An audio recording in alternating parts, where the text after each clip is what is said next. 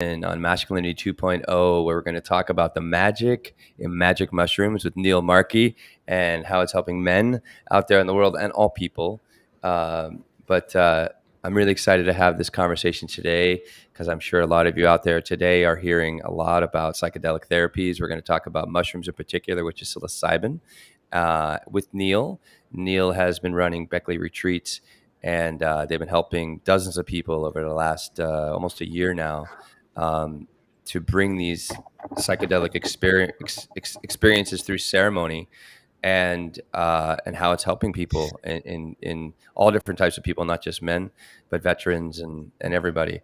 So it's going to be a fun and interesting conversation today. And Neil is like a brother to John and I. We actually had the opportunity in November of last year to take part in Beckley's first retreat, and it was very insightful in so many ways, and it kind of bonded us all together in such a great way, Neil, John, and myself.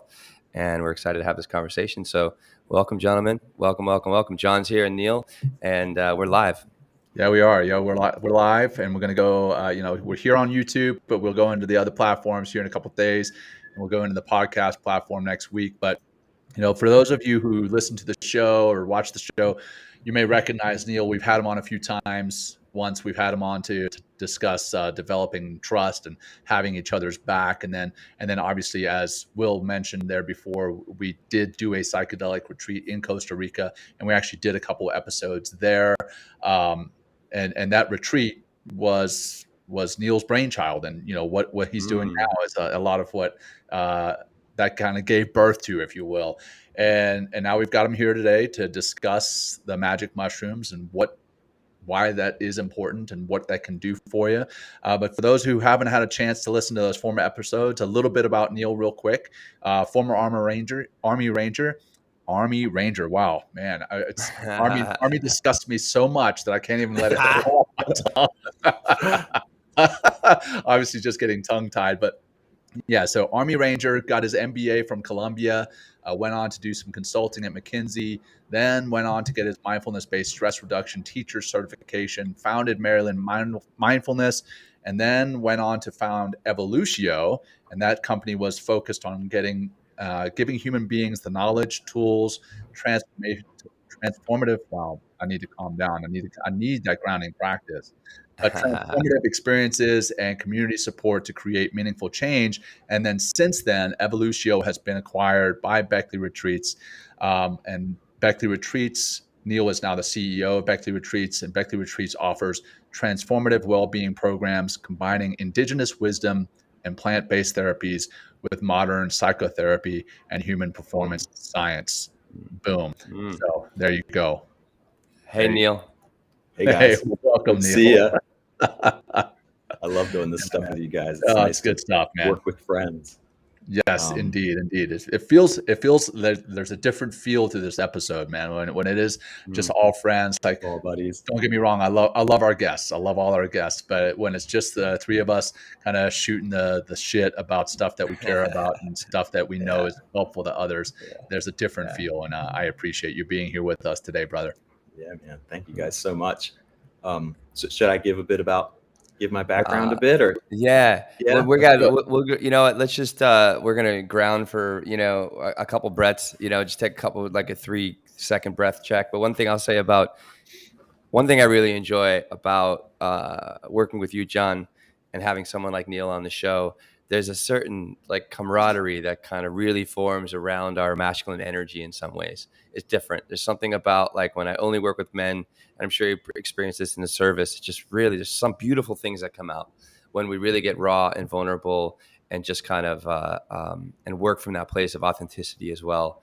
And it brings a big smile to my face to have this conversation with you guys today. Right on. Let's do that. We're going to focus up. We're going to do 3 focusing breaths. That's it. So close your eyes if you need to. Let's start with an exhale out.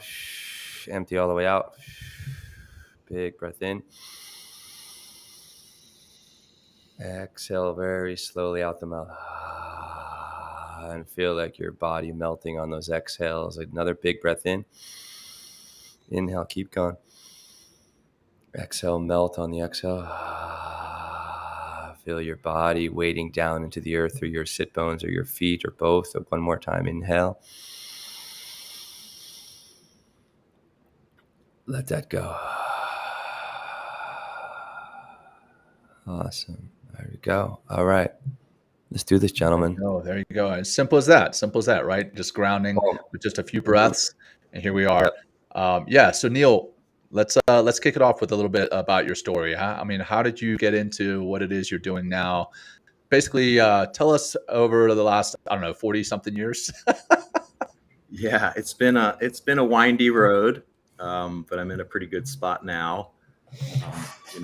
I think it started when I was doing my undergrad at Maryland, and then September 11th happened, and that was a huge day in my life. You could actually see the smoke from the Pentagon at the top of the football stadium.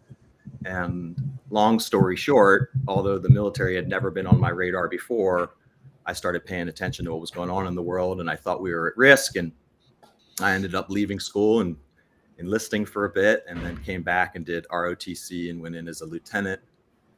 And then went to Iraq, was leading an infantry platoon. And by the time we got to Iraq, we had realized this weapons of mass destruction thing is everything that we had been told. And that was super challenging, because I thought that, what we had been told was accurate. And it was really hard to be there and realize we were putting people at risk, and for reasons that weren't accurate. And then I was really fortunate. It's more of a function of luck and timing than it is skill, but the stars aligned, and I got a chance to go try out for the Ranger Regiment, and I went there, and that was a cool organization. I mean, it was a busy time for the Rangers in those years, and Leroy Petrie got the Medal of Honor when I was there, and we had all the coolest weaponry and gear, and I had a lot of pride in being there. It was really something special. But there was a lot of trauma. I mean, not only were guys getting hurt overseas, but the mental health was in a pretty bad place. At one point in time, there was 3 suicides in 90 days. Jeez, in a pretty small unit.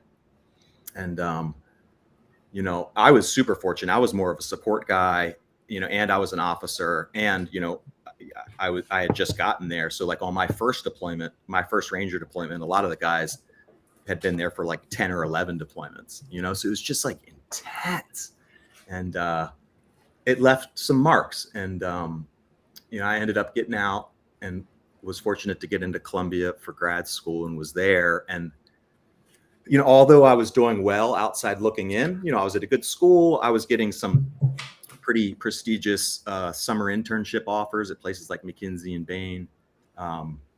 I was struggling like big time, and I was going through a divorce, and the brotherhood was gone, and the mission was gone, and I was in New York. I was a fish out of water, and I was spiraling. I was starting to isolate, and I had tried a lot of different Western might not be the right word, traditional American approaches, pills, different anti-anxiety medications. I tried every sleeping pill known to man, different antidepressants, and none of them worked, or they would work for a period of time, and then my symptoms would come back, and then the symptoms from the medications were worse than the original symptoms. It was just like this. And I was fortunate. Could I ask you, Neil, how bad was your sleeping? If you want to just take a moment and because I know a lot of people that might be listening to this have trouble sleeping. Like, what was that like? Or what was, and then the pills and stuff, please. Yeah, it was just, I felt like a bit of a zombie, and I think it was the pills, but it was also just my, the central nervous system, we're organisms, and you only have kind of so much like capability in the nervous system. And when you're in a traumatic environment or a high stress environment for a long period of time, basically your central nervous system just gets worn out. And then you go from fight and flight to freeze to basically complete apathy, where you don't even feel joy anymore. You just shut down. Right. And then, I mean, my sleep was, it kind of came in waves, but it was generally pretty terrible. The mind is racing, you know what I mean? And then you get in these cycles, even with over the counter stuff, where you're drinking a lot of caffeine, or you're taking some speed in the morning to get up. And then at night you're taking some NyQuil or a sleeping pill or some alcohol to try and get down. And then, I mean, you're killing your central nervous system, but it's quite common, Mm. So I was in a bad place. I was in a really bad place. This was 2012. This was 10 years ago. And I met a guy, like I would say by the grace of God. I mean, it was just luck. This guy by the name of Hom Nguyen, who I still keep in touch with from time to time. He was a very seasoned meditator, and he was getting his PhD, and he was leading a mindfulness course for business leaders at Columbia. And I stumbled into that class, and not really knowing what it was. This was 10 years ago. It wasn't super common. And he's said this since, he saw like immediately that I was struggling, where most people were probably like, oh, Neil's doing well. He saw deep in me, and he was just a super kind man. And he kind of took me a bit under his wing, and he taught me meditation. And I mean, it was super hard at first. I remember, for those that meditate, when the mind's active, the central nervous system's stimulated, it's hard to like watch your breath for like 2 consecutive breaths, but I was in this state all the time, and I just remember sitting and trying to count to 2, and then my mind would ping somewhere. It's just like, but I had this kind of like deep intuitive sense. I was like, I know this is good for me. And I just kept practicing, and I had luckily like the soldier's discipline, and I had tried basically everything else. So it was kind of out of desperation. I was like, well, what else am I going to do? And, right. and then it started to break through. It took time, but I was definitely starting to make some improvement. And then that same year, what are those breakthroughs, if you can, like, if you want to give just a summary, like a couple of those breakthroughs, what was that experience like? Well, it's just, I tell this story a lot. It's I remember noticing, in the mornings, feeling like I was brushing my teeth. And it's like, holy shit. Like, I'm in grad school. Like, I'm not in a hurry at all, but it's my mode. I'm in this mode because I've been trained to be on high alert. And then I've had some tough experiences that have gotten me to this mode. And I just remember for the first time being like, oh my God, I'm always like this. I always feel like I'm in a race when I'm eating, when I'm with somebody. I'm always trying to figure out, I'm always kind of like on alert. And those things, it wasn't overnight, like at all, but I started to notice like a break in the dam. Like it started to, get a bit better. And then that same year I had again, through this kind of network that I met that was doing meditation, had the opportunity to do psilocybin in a ceremony, but like with intention as a way to heal. Like they knew where I was coming from, and this was what it was for, where I had tried, psilocybin in my youth, but it was with, no intention. It was more like for fun. And it was fun. And, but that was profound. That was a big moment, and that kind of like opened things up. But again, it wasn't like a light switch. I wasn't like all of a sudden fixed, but that got me pointed in another direction. And then I had a handful of years where I was really dedicated to this stuff, meditation, trying different psychedelics, reading about consciousness, mental health. I was absorbing this. I was really fascinated by it, and it was helping. And I was in grad school and had, free time, and was able to do that. And I was definitely, improving, and went on lots of different retreats, long-term meditation programs, Vipassanas, different MBSR programs. And I ended up helping Hom Nguyen with some of these mindfulness for business leaders courses, over those years. And then I got out of grad school and had started a business with my brother, like small business. And I moved home, and I ended up doing a teacher certification in MBSR at Jefferson University. And then I was teaching meditation as like a passion kind of side thing for teaching business leaders, because I had the MBA, and then was teaching veterans when I had the opportunity. Even went back to the intelligence community for like a short stint teaching people. Got to do some meditations over the phone where no one introduced themselves. I have no idea how many people were on the call, but I just was teaching. It's kind of cool. The spooks. Oh, geez. And I was doing all the things, like well-being. There's many facets to it, and I was doing well. I had good community, my family. I was working with my brother. The work I was doing was creative, and we had good ownership. It wasn't all about the money. It was we were trying to, you know, build cool stuff. And I was spending a lot of time in nature. I was meditating a lot, and my symptoms were, you know, not fully gone. I remember I still had a lot of issue driving by traffic in the road. You know, you get that shit. But I was doing a lot better. And then I had been deferring this job offer with McKinsey and Company because I wanted to work on this business with my brother, and they had let me defer it a couple times. And I got to the next kind of deferral cycle, and I went to the partner that was kind of managing me as an incoming potential associate. And I was like, hey, can I do another deferral? Business is going great with my bro. He's like, Neil, no, like we're not gonna be your permanent backup plan. So hey, we love you, but like it's now or we wish you the best. And I was like, oh, okay, well that makes sense. And I ended up going. I wanted to see behind the curtain. You know, in the business world, that organization gets put on this like pedestal, and I was like, I gotta see what it's all about. And then I ended up going, and you know, that was a new chapter. And it was a mixed bag, like many things are. You know, part of me loved it.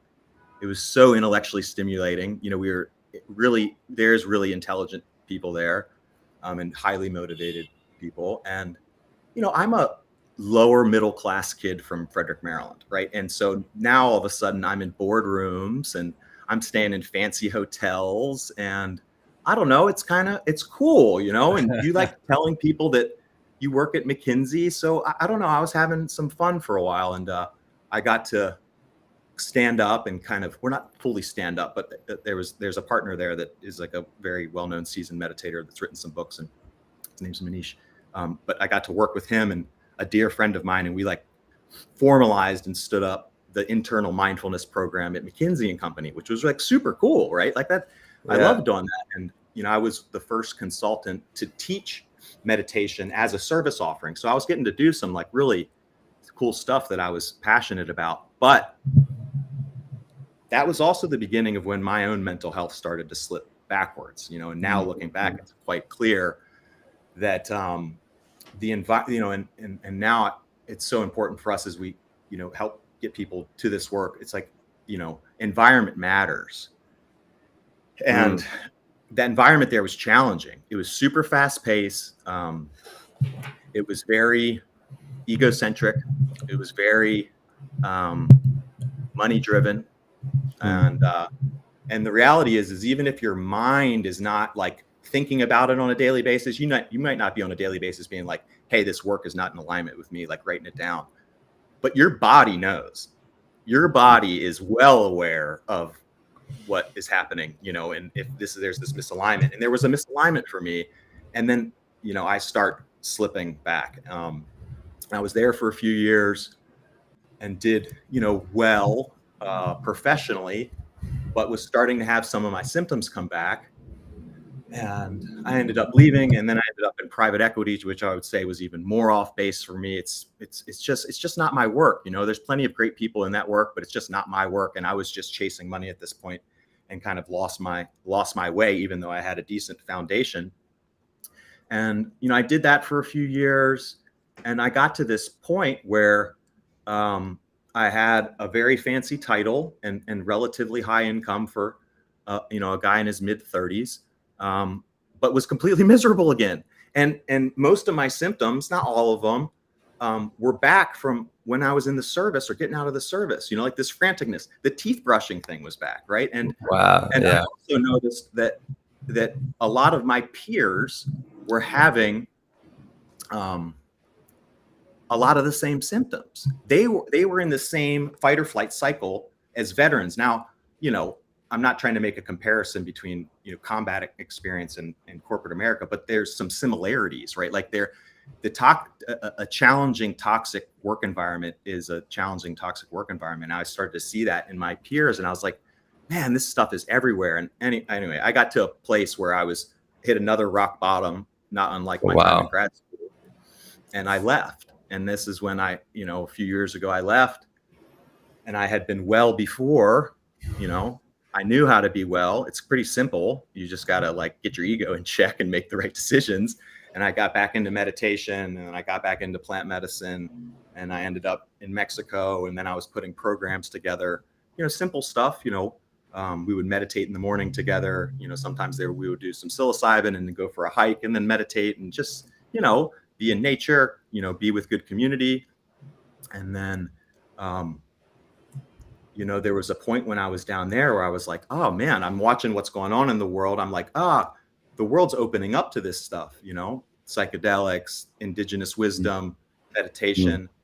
I love it. I think it's fascinating. I know it can help people. And I'm like, this is what I want to do. So I started figuring out, hey, how am I going to do this as my path? And then, wow, serendipitously enough, when I kind of made that decision and started looking for partners, I'm like, I need some support to do this. We ended up getting connected with the Beckley Foundation and Amanda, and we can talk more about Amanda's legacy because it's incredible.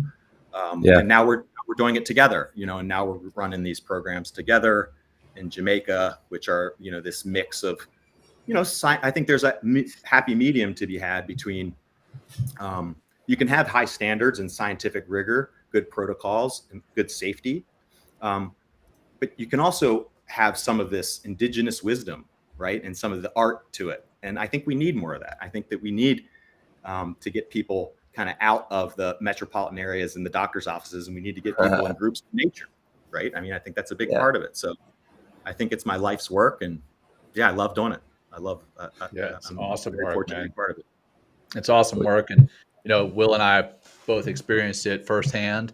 And, Amanda's son was even at the retreat that we were at, Rock, right? Rock, yeah. Yeah, fantastic guy. But you kind of just said that in passing, like, oh yeah, I got connected with Amanda Feilding, blah, blah, blah. Like, no big deal. Tell us how that came to be. And then I guess for our listeners who may not be familiar with who she is, yes, her legacy. Let's dig into that a little bit. I mean, since I left the corporate world and then kind of started doing this, honestly, it's been serendipitous thing after serendipitous thing, which I think is like a good signal that we're moving in the right direction. You're in flow. In flow. That's what it feels like. It's things are flowing. Opportunities are presenting themselves. And so when I made the decision that I wanted to kind of do this in a real way and I wanted to find some partners, I went out and I didn't really know how to do it because I hadn't done it before, but I had a decent network and I started talking to a lot of different VCs because they'll talk to you, and I was very disheartened in a handful of my first calls because it was very clear to me that there was a lot of interest in psychedelics from VCs, but it was not necessarily well-intentioned. I mean, it was like so clear. It's like they want to run this drug company playbook and they're going to get as much money out of it as possible. Kind of like well-being be damned, and that was very off-putting to me. It's like, I felt like I had learned my lesson. I'm not, contemptuous, but like, I'm not doing that anymore. I want to do something that's profit first.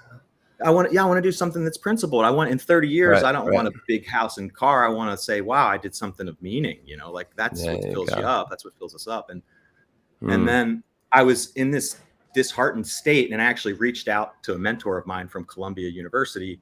And I was telling him this story and he was like, well, have you even like talked to the Columbia network? He's like, I actually think one of your classmates is like, this is a bullseye for him. And one of my classmates, Dan Love, that I went to school with, I didn't know him particularly well, was a partner in the newly formed Beckley Waves, which is basically the investment arm of Beckley, of the Beckley Foundation. I mean, it's Amanda and her sons and a few other people. And Dan was on a retreat too. The first time. Yeah. Amazing guy, great guy. And it was kind of wild because they had been wanting to get into retreats because they saw retreats as like the right way to do this work. Like the care delivery method was right. The clinics are great, but retreats have a lot of benefits as well. And they had been looking for somebody that they thought could build a retreat business. And they had interviewed a bunch of people and they were like, there's these amazing healers out there that are so transformative, but it's a different skill set between being a healer and a practitioner and being like an entrepreneur or like a strategist. Right. And I'm not a healer, but I think I'm a decent, entrepreneur. And so they were a bit disheartened because they couldn't find someone they thought had the right skill set. And they even had a meeting at one point where they're like, if we had it our way, it would be amazing if we could find a veteran, because veterans are leading the charge on this stuff. And it's the one bipartisan issue, and they can speak about this stuff, in a way that most can't, because of the place that Americans, have veterans in their psyche. And then we got connected, and it was just like, I've been looking for you guys. And they were like, well, we've been looking for you. And it's like, okay, well, let's just do this thing together. And so that's how that came together. And then for those that don't know Amanda, I mean, you gotta look up this woman, Amanda Feilding. I mean, wow. So she was recently coined in Forbes as the queen of the psychedelic renaissance. She has a long list of just like crazy titles over the years. The Countess of Cannabis. She's British royalty. She's a countess, and she has dedicated nearly her entire life to reforming international drug policy around drugs, the ones that have benefit, and studying them and researching them, and not just having our laws be based on perceptions, but like, let's look at the data. If there's real risk, then okay, let's do that. But so she, for the last 55 years, has been like leading the charge. And what's so beautiful now is, for most of her career, she was she was a bit on the fringe. Psychedelics was on the fringe, like her and Rick Doblin, like people just thought they were a bit nuts outside of like the small circles around them. And now the entire world is like starting to open, and everybody's like, you guys were right. And it's really special to see her start to get the recognition that she's deserved. It's because of her. And there's a handful of people that have really been carrying the torch for a long time, that have gotten us to kind of where we are now. Now we have more data, and we can. It's not just a bunch of hippies sitting around thinking about this stuff. There's some professionalism to it. Well, I want to talk about that piece. Yeah, that piece there, the professionalism. Like earlier, you mentioned, you had taken mushrooms for fun when you were younger, and then fast forward, I don't know, 20 years or whatever it is, to where you're taking it as part of a retreat, and you get some healing through it. You and I and Will, we've all talked about set and setting. Can you cover that, and how important that is, and what that play is within your guys' retreats? Yeah, set and settings, very important. And some of the, psychonauts over the years have said set and settings more than 50% of the experience. So it's like, set and settings 60 or 70%, and the compound or whatever you're taking is the remaining, at where most people would probably think it's reversed. And I think that there's definitely some truth to that. You can debate the percentage, but it's significant. And set and setting is just like, it's the intention, it's where you're doing it, it's who you're doing it with, it's the ritual around it, and that's powerful. And we don't fully understand why, right? But the reality is, there's lots of things in the world, in science and physics particularly, we can get into, that we don't understand, meaning we can't draw a straight line. We can't understand the exact mechanics of it, but that doesn't mean it doesn't exist. That doesn't mean it's not real. And like the common things in medicine you can see is like the placebo effect, or doctor bedside manner.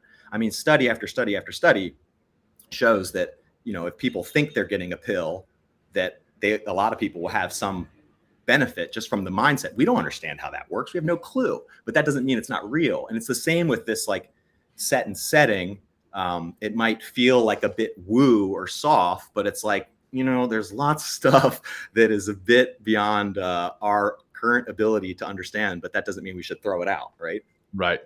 Yeah, absolutely. Will, I know you were going to ask something a second ago. I cut you off. I think you're muted, brother. Yeah, I want to talk about the importance of environment, right? That's set and setting. It's like when we, what has heart math been teaching us? Like when we get together as a group of human beings, we begin to pick up on each other's heartbeats.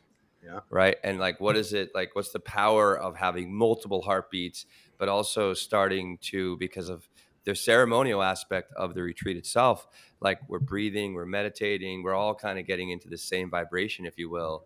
And my experience with psychedelics, and not just psilocybin, but ayahuasca, and especially ayahuasca too, it's a heartfelt kind of plant medicine. And psilocybin was very similar. in the sense of how it just leads to really, really great connections. But that connection can start by, there's a lot of breathing practices that go into your retreats as well. So you kind of create that, not just the external setting, but you're creating you're preparing your vessel, if you will, right on the inside, to calm down, to begin to receive, to begin to open, to access already vulnerability even before you begin to take the plant medicine. Exactly. And yeah, it's very, very important. And then you dive into the experience. And I like one thing that they talk about from the ceremonial aspect is opening sacred space.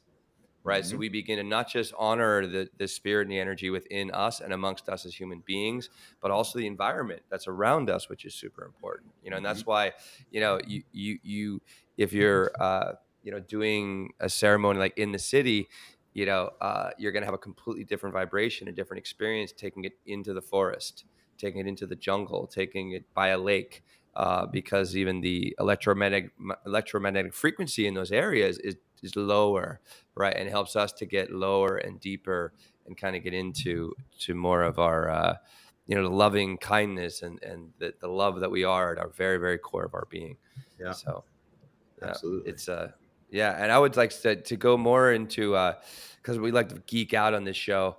What is some of the science that, because I know there's a lot of new science around this as well, with these therapies, because all the research has been or the ability to research has been taken away for numbers of years, and now it's starting to come back, and actually more research is being done. So maybe you can kind of dive into the science of this, and then what it's also doing for people would be wonderful. Yeah, it's definitely, building. What it looks like psilocybin and some other psychedelics do in the brain is they open it up. They make it more malleable. And what you can see on fMRIs is parts of the brain that used to have low activity will have high activity, and parts of the brain that had high activity might have low activity. And then you can see some connections. There's a really famous study that was done by the Beckley Foundation that shows, have you guys seen this on the two circles, and one's normal brain, one's with psilocybin? Yeah, you showed me all this really connections, right? Yeah. And the theories there, I guess, around like anxiety and depression is that over the years through trauma, some of these like networks, some of these connections in the brain get hardwired, and then that puts us in these modes because they're just like following the path that's been worn the most. And then it looks like psilocybin kind of like opens them up and will allow some new ones to fall into place. And one of the metaphors that I think is like a good one is, by the time you get to be middle-aged, particularly, a lot of how we show up in the world is these kind of like very deep mental, emotional patterns, right? And they're really hard to change because we've been wearing them for day in, day out for a long time. And so you can think about it as like a ski mountain, and like the paths that a skier will put into a mountain. And it's really hard to cut out of those, right, once they've been worn in.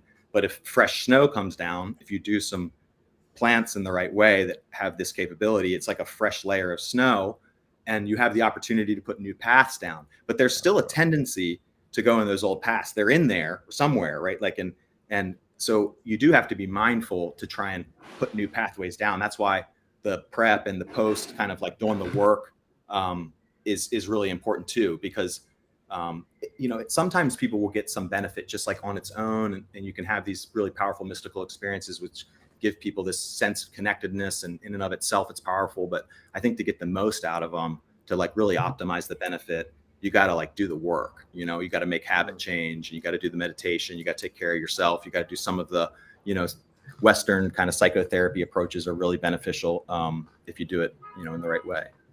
Yeah, I mean, it all comes down to work. The work is, it's very, we can't think of this as an easy button that we press and we're instantly healed, or we're instantly better, or we're instantly more creative or more compassionate.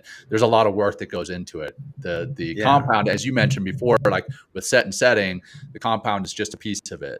And I also want to come back to the analogy that you drew there with the snow. We had Kegan Gill on the show last week, who was a pilot who ejected at 695 miles per hour. And you met Kegan down at the Yeah. 4x4x48.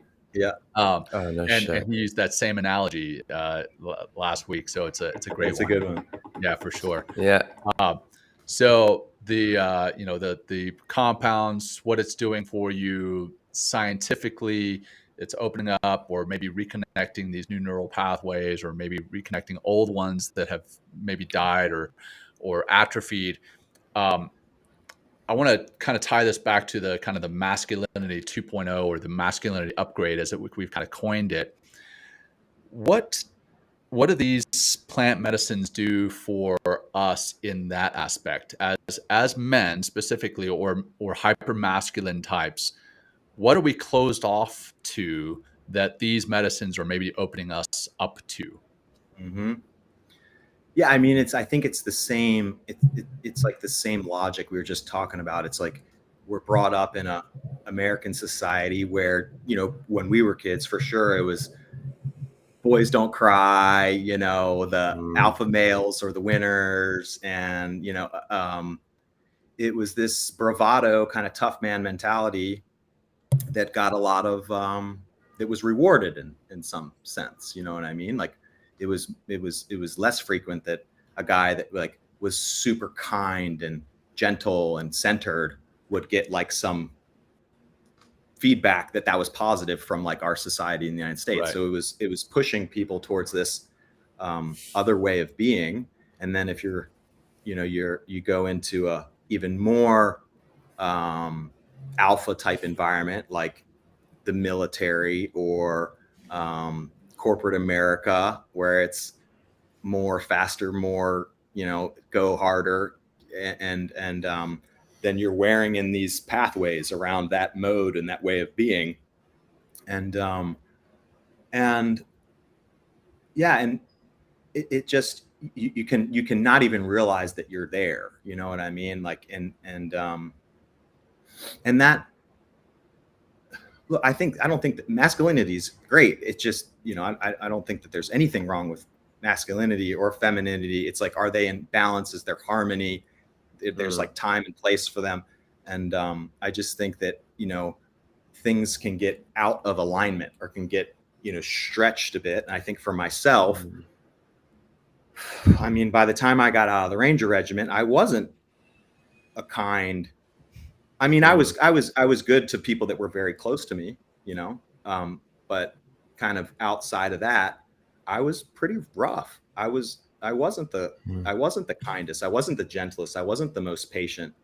And that really, that prevents a lot of things that are really important for being a human being. It prevents like new connections. It prevents a deepness or an intimacy from between you and other people that's super limiting. And I think that's why you have, you look at some of the stats around men and loneliness and stuff in the United States. I think it's certainly part of this, right? It's because we've walled ourselves off, right? And really what we need to do is kind of like let that down and connect. But that doesn't mean you have to be like a wimp either, right? You don't have to be like a pushover.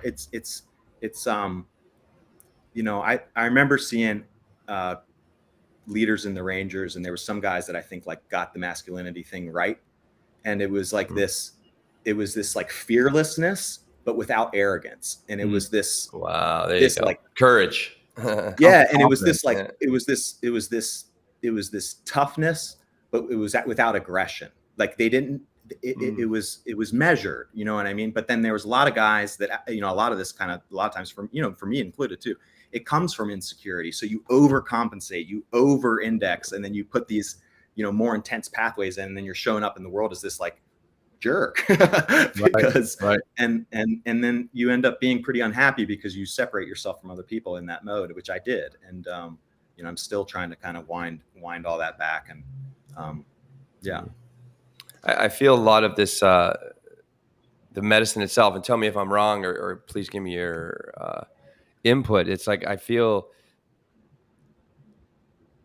the experience itself starts to dissolve those barriers, like you talked about, that gets in the way of us experiencing what people might call source, or might, our essential selves, or the core of who we are, or our heartfelt self, really.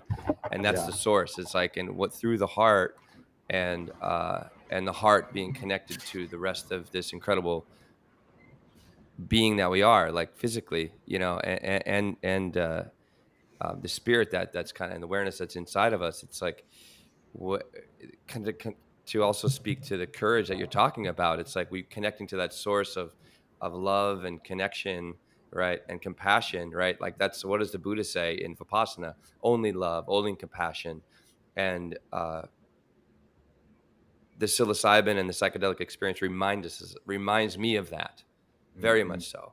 And I know we all experienced on the retreat too. It's like amazing to see not just the individual transformation people that are having, but part of that individual transformation comes from the communitas, the group, like kind of a hive that happens, where we also all raise in a collective courage. So we're able to really begin to objectify, some of these, the PTSD, or some of these patterns of behaviors, and some of that, the emotional roadblocks that get in our way of us being more vulnerable, being more authentic, Yeah. and then having the courage to sit with them a little bit longer, a little bit longer, and a little bit longer. I know, John, like on the second night in our retreat, you had that forgiveness piece, which was really big for you. It's huge. Huge. And it's like, and now, like, how much of that is still bothering you, if you will? You know what I mean? Is that down like 50%? Is it almost gone? You know what I mean? It's like, or is it just a new way of like synthesizing it, in your life and through your life? Yeah, I mean, that instance, for those who have not watched that episode that we did from Costa Rica, we did two journeys or two experiences with the psilocybin. The second one, I had this huge feeling of forgiveness, forgiveness from others, and forgiveness for others, and then forgiveness in myself for things that I had done um, in my life. And I feel that I am still benefiting from that level of forgiveness in my life. I will say that I am microdosing with psilocybin regularly. I take 100 milligrams 5 times a week, and Mm, and I feel that has helped to carry that compassion for myself forward, that compassion that I had for myself after that retreat and after that specific experience. I've been able to carry it forward throughout my life, and integrate it into my life now, and then the practice that I do regularly now with the mindfulness and meditation, my regular mindfulness meditation practice, integrating mindfulness into my daily life, and then a formal meditation practice on top of that all. I think it all works together mm, to continue to really tie into the larger um, human experience, and that's where the forgiveness is continuing, the forgiveness for myself by myself, if that makes sense, and the forgiveness that I feel for others in the way that they may have wronged me, or even continue to wrong me. I mean, even things that I see today, I might have felt differently about them a year ago. I'm like, hey, you cut me off in traffic, you know, and now I'm like, whatever. It's just a thing, yeah, and I roll with it. right. So, Well, you just had your yeah, car stolen, John, and you're like, okay, like, what's did next? How do I get over this did problem? Uh, Yeah, roll with it. and yeah, I would love to hear your thoughts, Neil, on some of that, like, the openness that people experience, or what you've, like, what has been, because I know what's, and also a little bit later, towards the end, or even now, like, what is the Beckley process, if you will? Like, how do you run these retreats? And part of that running the retreats is integration process Yeah. afterwards, which is very important to bring home these insightful, like, epiphanies that you're having by having a lot of psilocybin in your body, but also creating a beautiful set and setting on the inside and the outside, and as a group. Yeah. Yeah. I think that psychedelics can be good on there. own, but they really should be used as a tool alongside of some of these other well-being practices, right? And I think meditation is foundational. I really think that, at the end of the day, psychedelics can help you have better meditations, and that's why there's a lot of benefit there. And for the retreats, we think about what we're trying to do. We're trying to up the standards kind of for the whole industry, because we think that if we make these programs more higher standards, have better preparation, better integration, have better long-term outcomes, then more people are going to give this stuff a try. People want to know that there's good standards and high, world-class facilitators. And so we're doing that. And, our programs are 11 weeks, only a week is in person, 6 days in person. And so it starts with 4 weeks digitally. And that's a series of group calls where we kind of get the group dynamic started. That's important, right? Getting to know each other and realizing we're all in this together. And then we teach some of the basic well-being practices like meditation and some breathwork exercises. And we encourage some of this, healthy habit change. Like if if you're in the upper in the morning, downer in the evening cycle, your central nervous system is likely really kind of out of whack. And like Will said earlier, you want to get the set and setting right outside, but you want to do what you can with mind-body alignment, and you want to get the central nervous system a little more settled down. So you want to come in with some ease. And then, retreats are 6 days in person, beautiful location, deep in nature, and it's meditation, breath work, incredible food, some Western psychotherapy, some intentional time where we don't really have anything planned except hanging out and going to the beach or going to the river. And then we have 2 psilocybin ceremonies that usually last about 6 hours each. The first one, everybody gets their own custom dose. And, some people, depending on their experience, their previous trauma, their current level of anxiety, they'll want to be a bit less. So we give them a bit less. It's a decision between them and the psychotherapist. And then some people will come in and they're like, let's do it. And so we go a little bit more. And then we really like having 2 ceremonies because you can kind of, for people that want to, can have a little bit to step their toe in the first one. You can learn how to steer. You can see that it's not so scary. And then in the next one, we usually go a good bit more dose, again, based on individuals. And then, after the retreat, everybody goes home. And then we have 6 weeks of digital integration, which is a series of group calls again, and then some self-directed exercises and some of this Western psychotherapy stuff that's laying in the new patterns. And we're having really, really amazing positive feedback and outcomes, because I think you can get benefit from just a retreat, but like the way we're doing it, I think you can get a lot more that's going to last longer. And we're going to study this. We're going to use data, and we're going to make sure that our hypotheses are true, but it's looking good. Yeah, I went through that 6-week program after the first retreat, and it put me in this apartment. Like I sat and I meditated, and a big part of our retreat was finding and accessing your future self, and who you want to be.